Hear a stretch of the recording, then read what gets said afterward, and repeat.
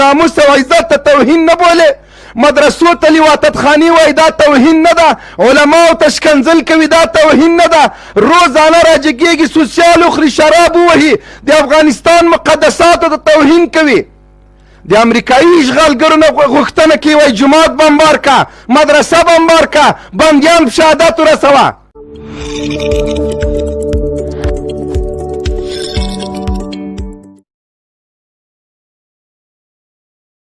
خپل د افغان د ولس وینې تویېدل ودرول مهمه ده چې دا د هر ځوان او هر افغان یوه غټه لویه هیله ده. نو خبره مې دا ده چې دغه سولې خنډ صحیح ده چې افغانستان حکومت یعنی جمهوریت اسلامی افغانستان هم مفسده ده. ایچا خبره چې اکثریت لوړپوړي چارواکي په خپل دریځ نه دی ولاړ. خو دا غم زه ویلی شم چې کوم اقدام زموږ د افغانستان حکومت کړی ده چې طالبانو بندیان یعنی تر یو حده پورې آزاد کړل، خوشي کړل. او زموږ غوښتنه هم دغه وه چې باید که اوربند نه کېږي اورکم دې وشي. خو هغه زما نیوک هم دغه ده د طالبانو نه چې دوی هغه ونه کړله، یعنی په اوربند نه چې اورکم یې هم ونه کړ. نو دا ټول ولس ته واضحه ده چې طالبان د خپلې په خبرو په خپلو ژمنو نه دي ولاړ. دا سوال وکړه نظریه وه، دغه زما نظریه وه. سوال به زه دغه وکړم چې دا ما نظریه وه، ستا په مطابق زه وایم چې ته وایې چې ته د 1 منټ پورې خپله نظریه وړاندې کړه او بیا وروسته سوال وکړه. همداسې وکړه نه وه. دا 1 منټ خو 2 منټه اوس د سوال پوښتنه دی. سوال مې دغه و چې تاسو اکثریت وخت زه قري صاحب عیسی د ژوندی لري هغه کې زه د قري سید قدسي مناظرې ګورم، مبین ګورم، د تاسو وینم. خو نن زه ستاسو سټوډیو ته ځکه راغلم چې زه اصل د یو پوښتنه وکړم، تاسو بله ورځ هم بحث کولو. یعنې هغه پرون چې کوم کار وشو چې د قري صاحب عیسی حتی فامیله پورې تاسو ور ورسېدله، یعنې په عموم کې چې دغه یو د یوې ډلې قري صاحب عیسی ته من حیث د یو افغان احترام لرم. هېڅ کله به زه د هغه فامیل ته ونه رسېږم، هېڅ کله. زه هغه حتی پېژنم هم نه. من حیث د یو افغان زه ورته احترام لرم او هېڅ چاته اجازه نه ورکوم چې د قري صاحب عیسی د کورنۍ یا د شخصیت توهین کړي. هغه ما سره اختلاف نظر لري، ورته احترام لرم.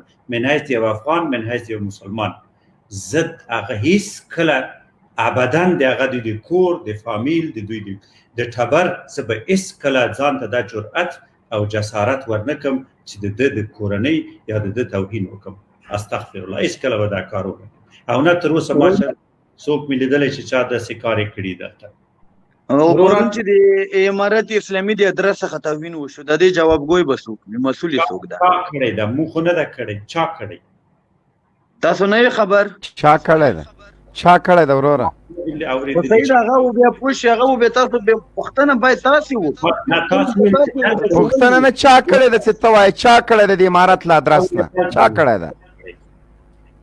خو زه همدا تاسو نه پوښتنه کوم چې د تاسو نو چا نه دي اورېدلي وایي چې بای ما نه پوښتنه کوي وروره چې شي توهین یې کړی ده. د څه توهین یې کړی؟ هغه خو د یو ډم زوی ده، نور خو مخکې موږ څه ویلي نه دي. ګل زمان زوی ده، نور هم څه توهین کړی ده؟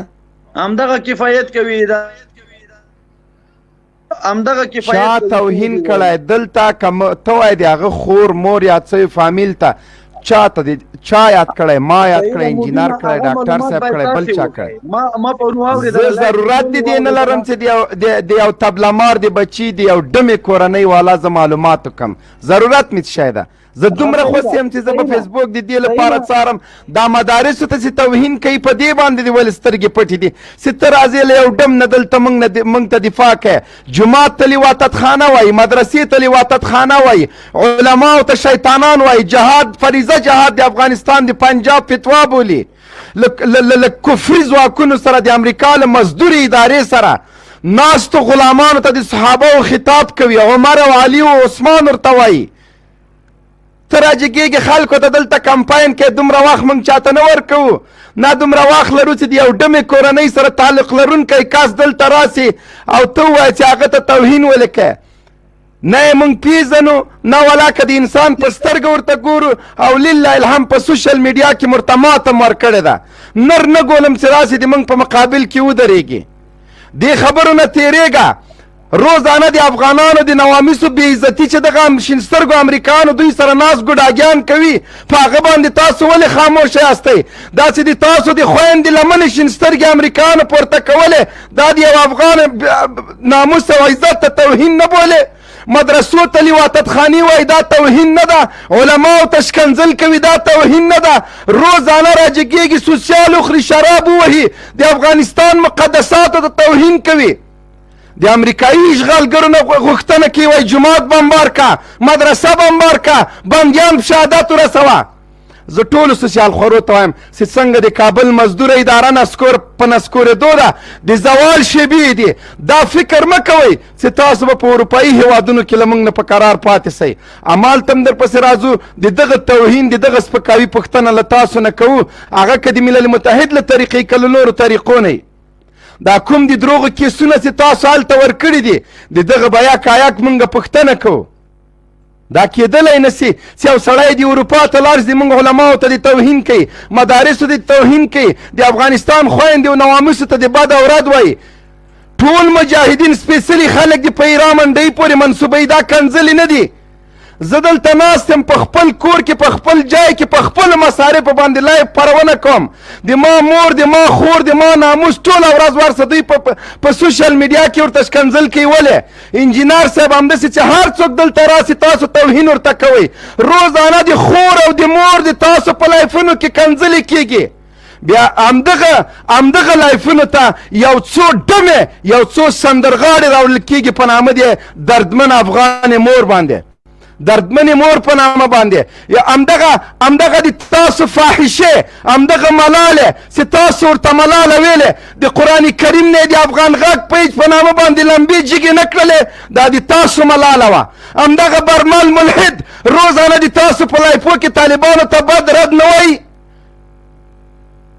دلته راسئ په دروغو ثبوت نه لري بل نه لري ما درته ویلې یو څوک چې له ډمې کورنۍ سره تعلق لري هېڅکله د هغه دفاع راځي دلته مانه کې په کوم ته یو ورځ هلته ورسه چې د علماو توهین ولې کوې جهاد ته ولې کفر وایې هغه مدارسو مسجدونه چې د افغانستان د جهاد فتوا ورکوي هغه ته څنګه وایې چې ورسه په جومات کې امتیاز یې وکړه ته څنګه وایې دغه د قندوز مدرسه چې بمبار سوله کڼو وړندو خلکو همدغه سوسیال خورو همدغه سکشویانو ونه ویلې چې دا پنجابیان دي ښه یې کړي دي دلته پنجابي کرنیلانو چا راوړه په کرنیلان لس کلن اته کلن نه کلن ماشومانم په سپینو کفنو کې په سرو وینو د مور مخې ته وې نه وړه په دغه ټولو وحشتونو باندې تاسو سترګې پټې کړي دي هغه قرآن کریمونه چې په قندوز کې د ماشومانو په غېږې کې وې د همدغه حافظانو په وینو باندې م سره نه کړل تاسو اوس هم له همدغه منظور او جابر غلام نظام نه دفاع نه کوئ هغه قرآن کریمونه چې په باګراونډ کې په ډزو باندې سوري سوري شول تاسو کوم یو پې باندې غږ جګ کړی ده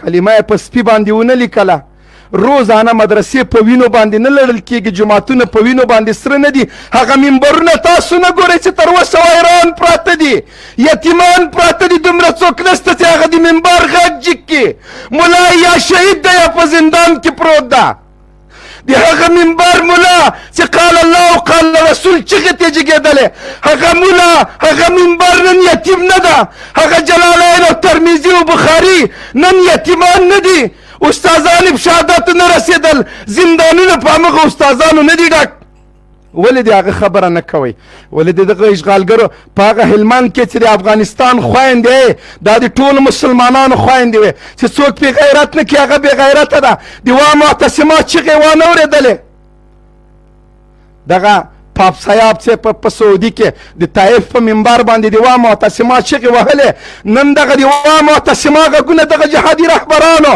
دغه د عایشه اشرت په چوکۍ ناستو خنزیرانو ولې نه اورېدلې چې لاسو ته اتکړې ور واچولې همدغه د موږ افغان خویندې بل څوک نه وې نن په کومو سترګو تاسو راځئ دلته خبرې کوئ نن له یو مجرم او یو ډم نه دفاع کوئ